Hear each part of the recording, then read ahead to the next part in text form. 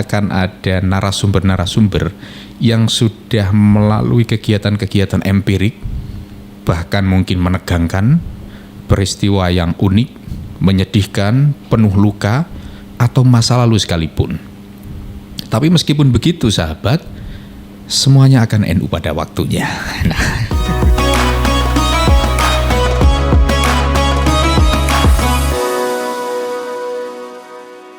Syubhanul Yaum Rijalul Ghad tentang pemuda hari ini suatu saat juga akan menjadi dewasa dan memimpin sebuah peradaban. Kemudian ada satu lagi, inna fiyati syubhanil amrul ummah, itu jelas ya bahwa di tangan para pemuda lah yang nantinya urusan-urusan keumatan, urusan-urusan kemasyarakatan akan berganti pula.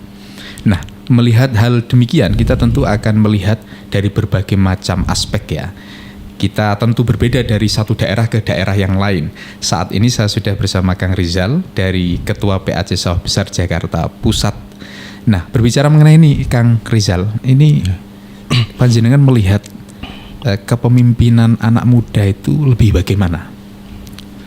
Kalau untuk pada tahun yang sekarang ini, 2024 ini, tentu sudah saatnya anak muda untuk berani untuk maju seperti itu. Clear itu ya? Ya, karena diibaratkan kalau anak muda tidak berani maju untuk berani tampil di hadapan umat atau masyarakat, tentu nanti kedepannya kita nggak ada generasi sebagai pemimpin. Apalagi kita ini kan backgroundnya organisasi keagamaan. Nah, tentu harus ya ibarat kalau santri sami nawatona. Kalau kata guru tampil harus tampil seperti itu.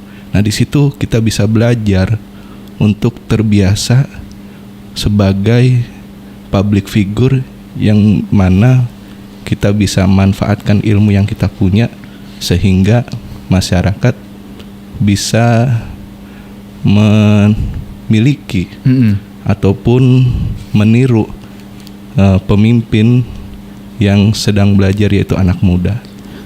Ya, contoh sekarang anak muda itu kayak Gus Ikdam lah. Yeah. Masya Allah, tabarakallah itu kan karena tabarukan takzim terhadap gurunya. Beliau jamaahnya luar biasa. Nah, itu salah satu contoh yang mana harus kita tiru sebagai anak muda. Bagaimana dengan Mas Gibran ini? Kang Rizal. Ini nggak ada di briefing ya?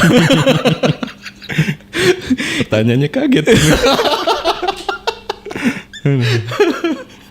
Kalau jenengan melihat Mas Gibran ini nanti kan boleh di-cut kan kalau memang tidak setuju kan ya. Tetapi ya kita melihat Mas Gibran itu bagaimana sih menurut Mas atau Kang Rizal sendiri? Kalau soal beliau kan sebagai pemimpin negara gitu. Adapun kan kita lihat flashback ke belakangnya. Beliau nggak ujuk-ujuk sebagai yaitu dicalonkan untuk menjadi wakil presiden.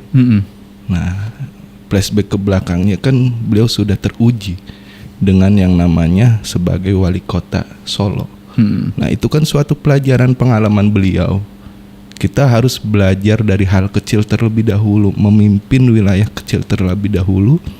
Nah, di saat kesempatan itu ada atau ditawarkan, apalagi kan oleh kiai juga seperti itu, yang masyhur lah. Nah, ini kan suatu momen yang pas untuk sami nawatona juga. Tapi gitu. untuk anak-anak muda seperti kita ini, saya masih muda nggak sih? Masih lah ya. Masih muda, baru saja kemarin saya ikut kaderisasi itu kemarin itu Kang Rizal. Tapi sebagai anak muda nih, gerakan pemuda Ansor ini kan jelas backgroundnya anak-anak muda semuanya kan. Fresh, post graduate, bahkan mungkin post FPI mungkin. Atau yang bertobat dari organisasi-organisasi yang udah menjadi organisasi haram di Indonesia itu ya. Kita bisa nggak sih seperti manuver-manuvernya Mas Gibran katakanlah, itu bisa nggak sih itu Kang Rizal? Ya, soal itu sih tentu bisa banget karena kan mempunyai hak ya, apalagi sebagai pemimpin itu menjadikan contoh untuk supaya kita pilih-pilih lah seperti itu. Nah, apalagi kan disangkut pautnya dengan organisasi sebelah seperti itu ya.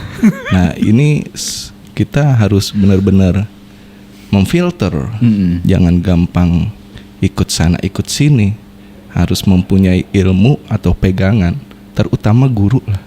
Itu guru itu penting karena untuk supaya kita mempunyai rem, jadi ibaratnya nggak remblong gitu kan. Itu seperti itu. Saya tertarik, saya coba memberikan catatan jenengan barusan bilang sebagai anak-anak muda ya kita harus punya guru lah.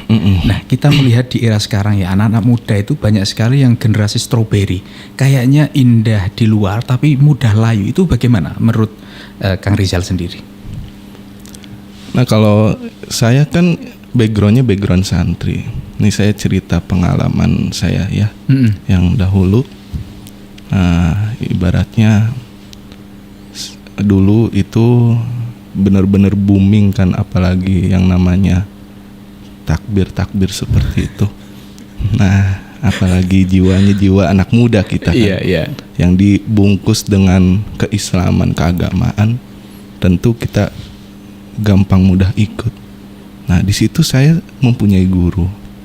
Akan tetapi saya alhamdulillah tahadus binikmat dipertemukan oleh guru yaitu ahli tarekat.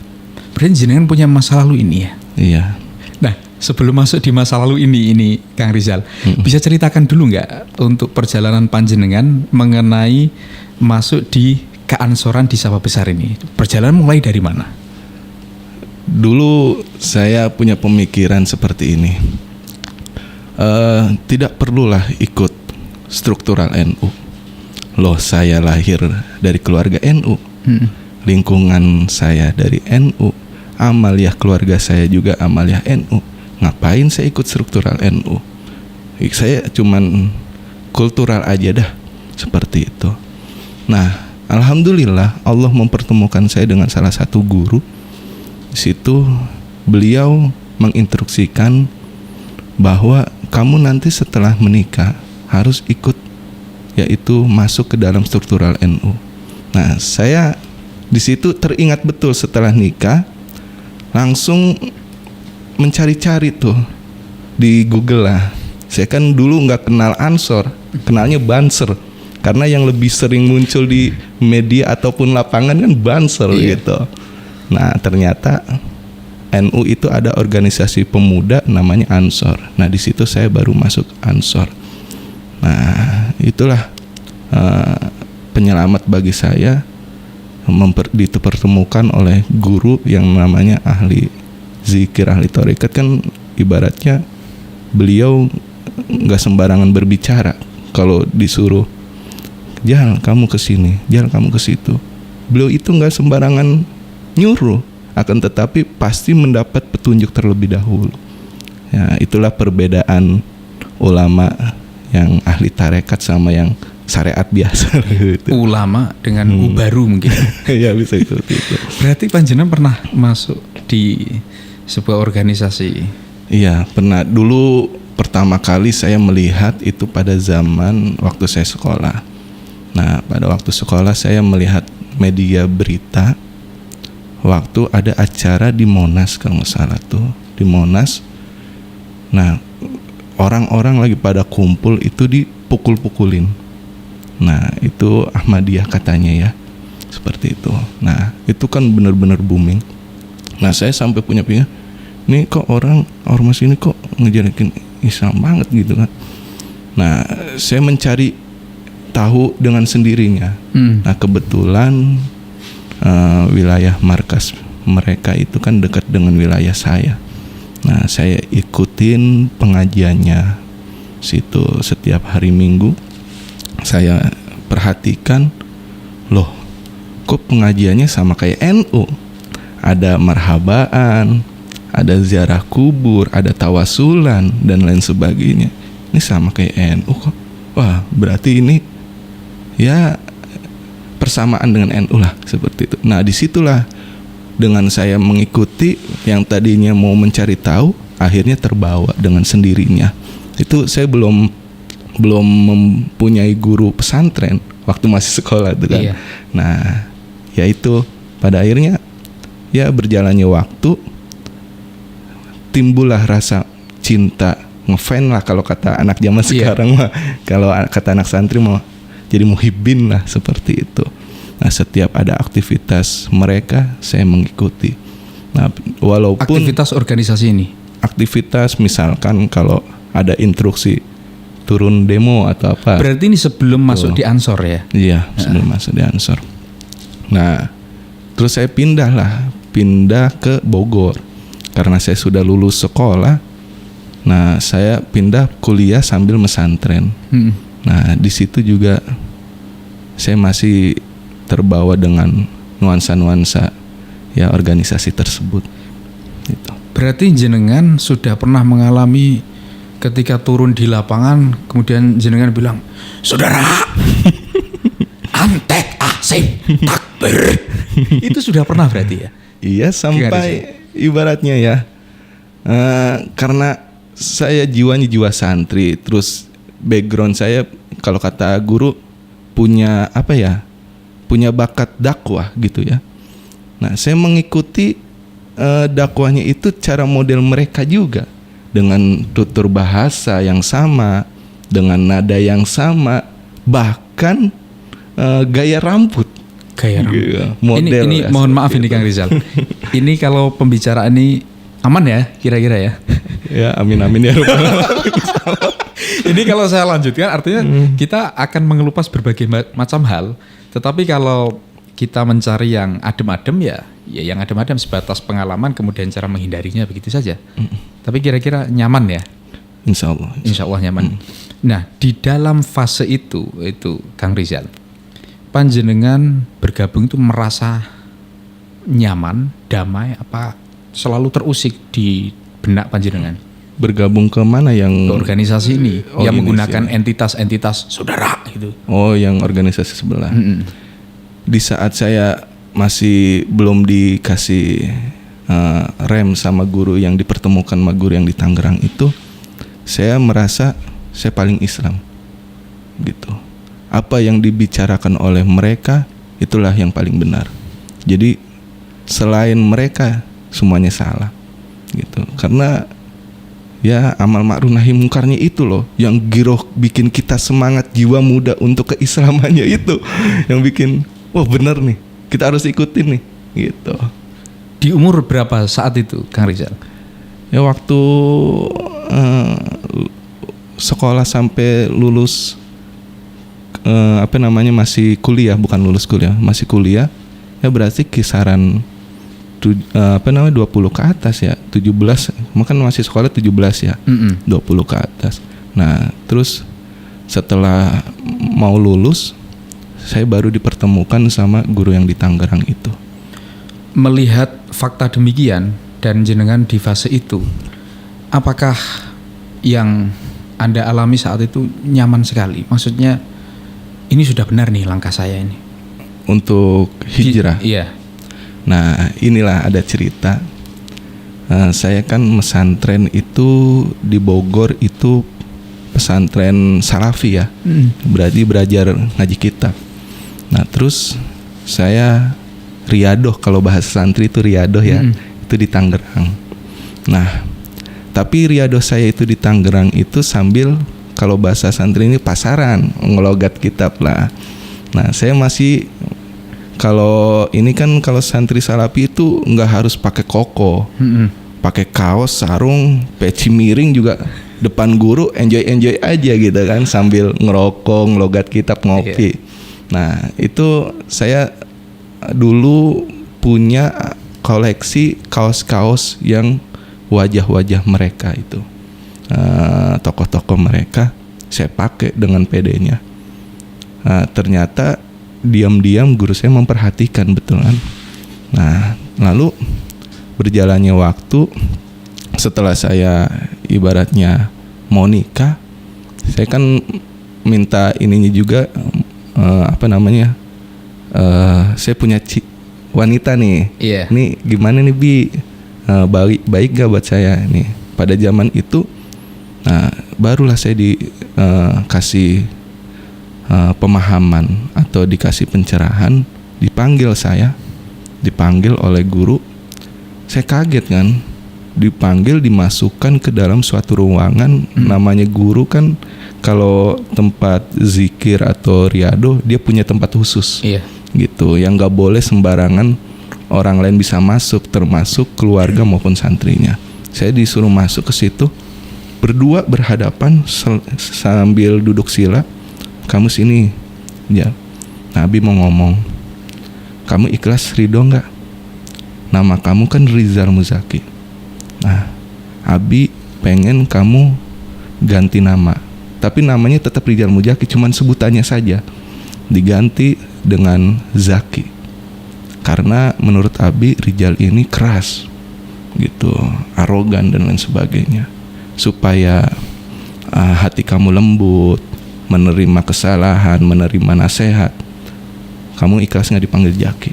Karena kan Rizal kan laki-laki, artinya Muzaki itu orang yang ibaratnya belajar untuk bersih lah gitu. Nah di situ ya Bi, ikhlas Bi, ikhlas ridho, sampai mulai sekarang kamu dipanggil Jaki, ikhlas Bi.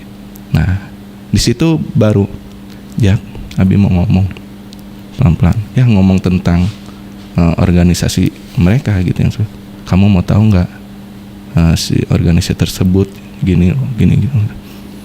Nah di situ ucapan guru dengan hati saya berlawanan, jujur. Awal mula saya ngedenger itu berlawanan, bener-bener. Itu menolak betul. Menolak betul. Saya manggilnya Kang Zaki saja kalau saat ini ikut gurunya jenengan ya. Benar-benar menolak. Menolak. Saya masa sih, dalam hati saya, masa gitu sih? Yang bener aja. Itu benar-benar keras banget, belum bisa nerima. Tapi entah kenapa hati nolak, air mata keluar, Bang. Seperti itu, air mata keluar dengan sendirinya, ngucur itu. Nah perlahan-lahan hati saya mulai dek kayak dipukul gitu. Nah tempatnya juga tempat yang ibaratnya khusus riadoh gitu kan, ya. Dan beliau juga ahli zikir, pasti ucapannya juga penuh dengan tembus ke hati lah gitu, nggak sembarangan. Itu benar-benar masih nolak saya. Nah terus itu untuk menerima informasi tersebut dari guru saya itu belum bisa sepenuhnya diterima gitu, butuh waktu 1 minggu 2 minggu itu. Dan pada akhirnya setelah hati saya menerima atau siap gitu, koleksi kaos yang saya punya dan lain sebagainya. Foto-foto juga ada berarti ya Kang Zaki? Foto-foto saya waktu model masih gondrong juga masih ada. Tapi itu perjalanan yang memang benar-benar menghentakkan. Di saat kholwat itu berapa menit Kang Zaki? Ya ada kisaran setengah jam. Setengah jam. Itu benar-benar khusyuk, bener. Kayak ibaratnya dunia ini sunyi, cukup saya berdua sama guru gitu. Apalagi kan ruangannya gelap gitu. Iya. Nah pas air mata keluar tanpa bisa dihentikan, di situ saya langsung meluk guru saya dengan spontan, refleks pokoknya, peluk. Abi maafin Jaki, Abi terima kasih ya, tapi hati nolak. Bayangin aja, mulut ngomong terima kasih, mulut ngomong mohon maaf, tapi hati kok nolak. Jadi pasca itu masih berproses, tidak langsung masuk di gerakan pemuda Ansor ya? Belum, karena kan belum nikah. Iya, kan disuruh guru itu. Nah pas udah dikasih pencerahan, selang beberapa hari kemudian saya udah gak punya koleksi apapun, baru guru saya ngomong, Jak, nanti kamu kalau sudah nikah, kamu harus masuk struktural NU gitu. Insya Allah hidup kamu berkah. Abi yakin jalan kamu di situ, keberkahan kamu di situ. Seperti itu. Nah ingat betul saya, makanya saya nggak pikir panjang. Pas sudah nikah, ingat ucapan guru, udah langsung cari mana nih Ansor di Sawah Besar ada nggak ya gitu. Alhamdulillah dipertemukan. Saat itu sudah ada Ansor ya, udah di ada. Sawah Besar. Dan proses jenengan masuk di ketua pimpinan anak cabang ini itu mudah atau bagaimana? Saya tadi dikasih tahu punya majelis juga ya? Iya. Majelis saya itu ngikutin tabarukan guru saya yang di Tangerang, namanya Minhajul Karomah. Minhajul Karomah. Ya, tangga peningkatan untuk mendapatkan kemuliaan ya. Nah, itu waktu saya masuk ke Ansor itu tahun 2021 kalau nggak salah. 2021. Ya, 2021. Nah, kebetulan itu satu-satunya banser yang ada di RW saya itu namanya Komandan Ujang. Komandan Ujang. Ya, itu emang sudah dekat sama saya dulu, satu tim Marawis lah di Al Hidayah. Nah, saya bilang ke beliau, Pak Ujang, Ansor di Sawah Besar ada nggak? Ada. Gitu. Ketuanya siapa? Ustadz Rudi. Gitu. Nah, pada akhirnya saya dikasih kontak oleh beliau. Saya hubungin Ustadz Rudi. Saya bilang, Pak Ustadz, mohon maaf untuk PKD Sawah Besar kapan nih? Oh, belum ada, nanti kalau udah ada diinfokannya. Nah, udah singkat cerita, akhirnya saya ikut PKD dan menjadi kader Ansor. Udah ibaratnya guru udah perintah, saya udah lega lah, karena saya udah masuk ke Ansor kan. Nah, terus saya juga nggak ada punya rencana untuk menjadi ketua Ansor Sawah Besar. Ini ibaratnya apa ya? Suratan takdir kalau nggak salah. Nah, sama seperti halnya saya menjadi ketua masjid. Sekarang ini saya sebagai ketua masjid di Al Hidayah itu juga saya nggak ada rencana. Menjadi ketua masjid di Al Hidayah itu pas hari H pencoblosan. Saya baru daftar. Itu guru saya yang minta. Seperti itu. Nah, terus jadi ketua Ansor, saya daftar menjadi calon ketua Ansor pas hari H juga. Gitu. Jadi berkas-berkas juga belum begitu siap gitu. Karena saya emang nggak mau nyalonin jadi ketua karena saya ibaratnya masih sadar lah, saya masih baru dan lain sebagai, kurang pengalaman, saya butuh bimbingan seperti itu. Nah, pada akhirnya teman-teman malah milih saya. Oke. Gitu. Jadi konsep kepemimpinan anak muda berarti memang apa yang dicontohkan oleh Kang Zaki ini memang anak muda harus berani tampil. Iya. Meskipun sebenarnya tidak siap. Belum gitu siap, ya. iya. Tapi atas restu berbagai macam pihak, baik guru maupun sahabat-sahabat ataupun warga setempat ya. Kenapa enggak gitu ya? Tapi saya ingat sih dalam kitab Komitugian itu dijelaskan salah satu ciri bentuk keimanan kita itu kita harus menerima setiap takdir yang sudah ditentukan, walaupun diri kita dibilang, oh saya belum siap. Kayaknya Mas Gibran juga sama itu. Siap. Iya. Siap. Dalam hatinya saya belum siap, akan tetapi diperintahkan, dicalonkan. Oh, udahlah saya siap. Bisa jadi seperti itu. Nah, itu kan kita nggak tahu ya. Menurut diri kita ini kita belum siap loh. Tapi kan yang menggerakkan mulut mereka itu Allah. Gitu. Yang menggerakkan mulut mereka itu Allah, udah tentu inilah mungkin yang terbaik untuk diri kita. Seperti itu. Nah, saya jadi ketua masjid, saya jadi ketua PAC. Maksudnya diri saya merasa belum siap. Tapi kan Allah yang Maha tahu mana yang terbaik untuk hambanya. Nah, inilah yang harus ditanamkan di setiap pemuda Nahdlatul Ulama lah, warga Nahdiyin. Bila mana guru sudah menginstruksikan maju ya siap. Harus maju, siap. Baik, gitu. Menarik sekali apa yang jenengan jelaskan di forum ini itu Kang Zaki.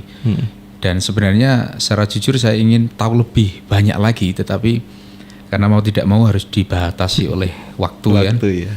Tetapi saya kira untuk perjalanan panjenengan dari awal sampai detik ini itu sangat menginspirasi oleh sahabat-sahabat. Saya yakin, saya masih kenal satu orang teman saya yang dulu juga ex gitu kan ya, ex organisasi tertentu dan sekarang all out. Dia berani untuk mengelola para mahasiswa-mahasiswi untuk masuk di perguruan tinggi dengan background ideologis secara genealogis Nahdlatul Ulama itu all out sekali. Dan dia masih muda, mungkin ya seumuran kita juga itu Kang Zaki. Iya. Nah, di pernyataan terakhir saya ingin panjenengan kiat-kiat lah bagi anak muda untuk kiranya bisa memilih dan mengendalikan diri untuk berbagai macam keburukan yang akan datang kepada kita, supaya tidak, ya katakanlah tidak menjadi public enemies lah. atau musuh publik itu bagaimana? Ya Mungkin yang pertama kita harus punya kalau saya santri kan berarti harus punya guru. Itu yang menjadi modal utama kita agar supaya kita punya rem. Dan yang kedua, kita harus punya ilmu tersendiri agar kita tidak terbawa arus apa yang sedang booming lah di zaman saat ini. Apalagi kan media sosial kita tahu lah, itu udah banyak berbagai macam hoak lah. Kalau kita nggak sepintar-pintarnya untuk memfilter, itu kita akan terbawa arus. Nah, di sini mungkin hanya dua modal utama kita, guru dan ilmu. Itu yang bisa menyelamatkan kita ke depannya untuk menghadapi isu-isu yang harus kita siap hadapi. Itu. Baik, terima kasih Kang Zaki atas kisah inspiratifnya. Mungkin nanti kita akan ceritakan kepada sahabat-sahabat yang lain. Dan insya Allah di segmen ngaji online berikutnya kita akan bahas banyak hal. Ini kayaknya saya lihat ngaji online kan program baru sebenarnya untuk Ramadan tahun ini.